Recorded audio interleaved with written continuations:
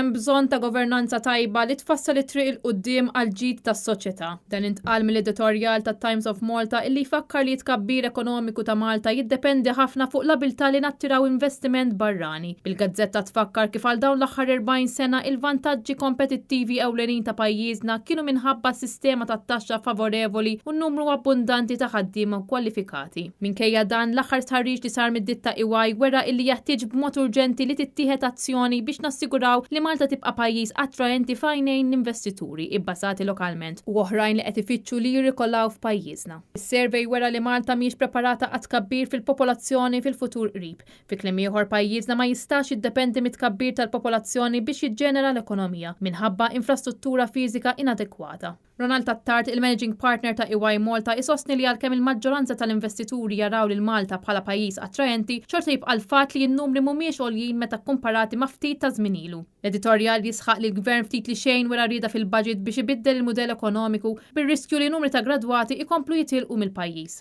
Riskju ieħor li l-investituri barranin identifikaw huwa r-reputazzjoni ta' Malta, reputazzjoni li ilha sejra ħażin u li diffiċli tirkupra. L-istess investituri li ħadu sehem fis-survey tal-EY sostnew li hemm bżonn li Malta tiżviluppa setturi ekonomiċi ġodda biex tibqa' kompetittiva globalment. Għalhekk l-editorjal jisħaq li hemm bżonn b'mod urġenti pjan ta' azzjoni li identifika x'jeħtieġ li jsir u żmien li fih għandhom jiġu implementati il-bidliet neċessarji. Dan filwaqt li hemm bżonn li jkun ir-rieda politika u l-kompetenza. Bl-editur jinsisti li l-mudell ekonomiku l-ġdid irid imur lil minn bidliet żgħar li huma insinifikanti.